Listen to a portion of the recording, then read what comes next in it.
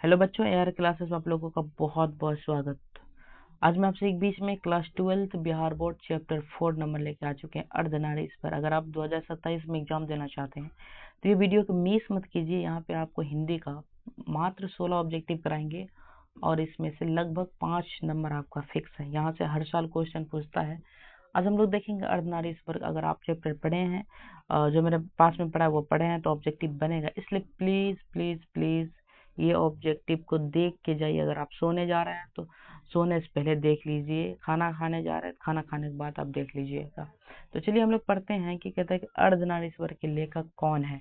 तो जो बच्चा पढ़ा है वो कमेंट करके पहले बताएगा अर्धनारीश्वर के लेखक कौन है ना। जय कृष्णमूर्ति अजय, उसके बाद रामधारी सिंह दिनकर जी, है ना। रामधारी सिंह दिनकर जी अर्धनारीश्वर के लेखक हैं। आगे हम बात करते हैं कि किस रचना की पंक्तियां है। कहता है किस रचना की पंक्तियां है। नारी स्वपन है, स्वपन का मतलब था सपना। नारी सुगंध है, नारी सुगंध है। नारी पुष्प है, पुष्प मतलब फूल की बाहों पर झूलती हुई जूही का माला। बाप रे बाप। कहता है कि किस कीर्ति की ये लाइन है कि जिसमें कहता नारी क्या सपना है, सुगंध है ना। पुरुष के गला में झूलने वाला फूल किस कीर्ति में है बताओ तो आप बता सकते हैं कि रामधारी सिंह दिनकर जी के कीर्ति में है। जब उसको हम पढ़े थे तो उसी में था। तो आगे हम बात करते हैं कि अर्धनारीश्वर किस विधा के निबंध, मतलब क्या है अर्धनारीश्वर। कहानी है, कथा है, निबंधकार है। तो आपको हम बता दें अर्धनारीश्वर जो है ये निबंध है। क्या बोलो तो निबंध है। बहुत जल्द खत्म हो जाएगा। अगर आपको ऑब्जेक्टिव आ रहा है तो प्लीज कमेंट करके बताइएगा। 4 नंबर क्वेश्चन देखते हैं। नारी और नर एक ही द्रव्य की ढली दो प्रतिमा है। ये पंक्ति शीर्षक पाठ की है, क्या है बताइए तो। सो सदा नीरा सिपाही की माँ अर्धनारीश्वर। क्या हो जाएगा अर्धनारीश्वर। आपको पता है अर्धनारीश्वर का मतलब क्या होता है। अर्धनारीश्वर का मतलब होता है ना आधा नर और आधा नारी। जो शंकर और पार्वती के कल्पित रूप को कहा गया अर्धनारी ईश्वर। आगे हम बात करते हैं रामधारी सिंह दिनकर के पिता का क्या नाम था। रामधारी सिंह दिनकर के पिताजी का नाम क्या। जय सिंह नहीं होगा, रवि सिंह होगा, राणा सिंह होगा, फूल सिंह होगा। तो आपको हम बता दें इसके पिताजी का क्या नाम था। अगर आप कमेंट करके बता सकते तो बता सकते हैं। इसके पिताजी का अगर नाम की हम बात करें तो इसका पिताजी का नाम हो जाएगा बी। ऑप्शन नंबर क्या हो जाएगा बोले तो बी। इसके पिताजी का नाम है रवि सिंह। क्या बोले तो रवि सिंह इसके पिताजी का नाम है। अगर आपको आंसर आ रहा है तो कमेंट करके प्लीज बताइए।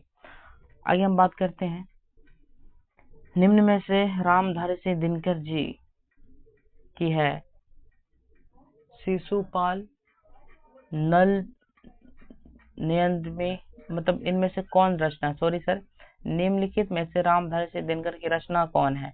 तो यहाँ पे रामधारी सिंह दिनकर जी की रचना कौन आ जाएगा तो उर्वशी हो जाए। क्या हो जाएगा उर्वशी हो जाए। क्या बोले तो उर्वशी हो जाएगा। आगे हम बात करें अर्धनारीश्वर शीर्षक पाठ में कौन वंत बन गया और नारी को उसने कली मान लिया। तो कौन बन गया था युवक, युवती, जनता, पुरुष बन गया था। क्या बन गया था पुरुष बन गया था।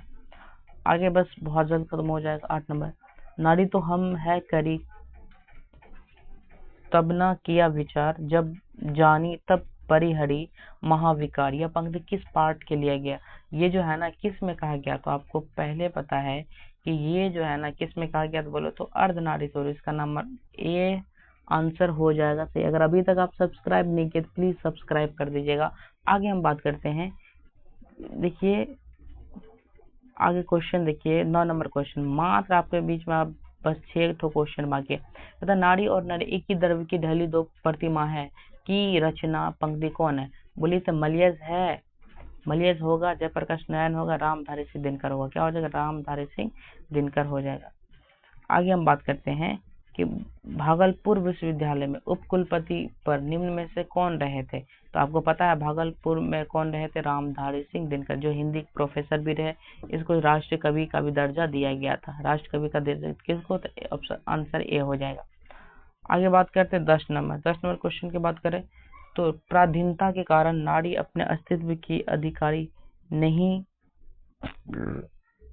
है। तो ये किस में कहा गया था बताओ तो अर्धनारीश्वर में कहा गया था। अर्धनारीश्वर में बोला गया था।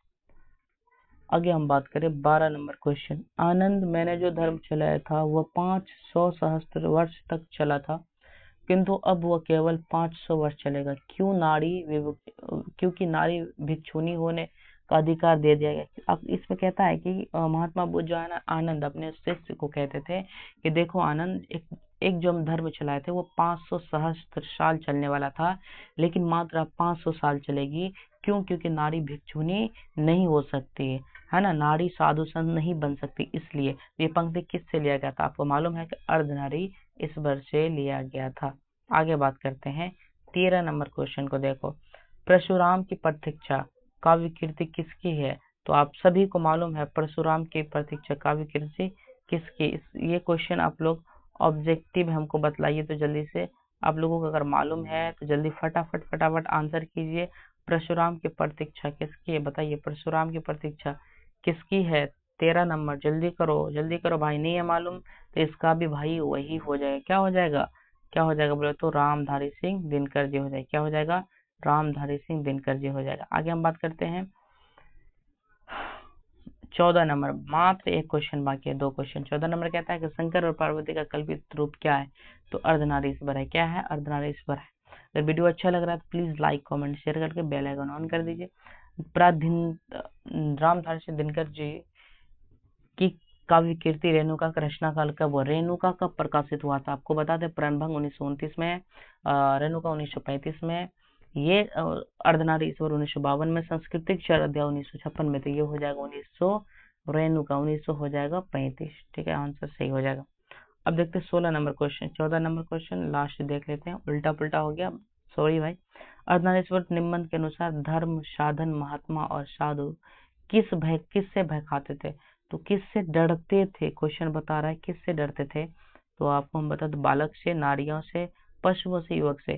तो नारियों से, नारी से बहुत डरते थे पहले जमाने के साधु संत, क्योंकि नारी को नागिन कहा गया, नारी को मतलब नाड़ी को चुड़ैल कहा गया, नाड़ी को बहुत ऐसा ऐसा शब्द दे के वो लोग है ना पुकार रहे थे। तो आगे देखते हैं रामधारी सिंह दिनकर की काव्य कीर्ति रेणुका का रचनाकार कब हुआ? तो ये लास्ट क्वेश्चन है, इसका आंसर आप लोग बताइएगा, एंड 1935 हो जाएगा आंसर। कुछ वीडियो कैसा लगे प्लीज कमेंट करके बताइए, लाइक कमेंट शेयर कर दीजिए। मिलते हैं अगले वीडियो में। जय हिंद, जय भारत, गुड नाइट मेरे प्यारे प्यारे छात्र एवं छात्राएं।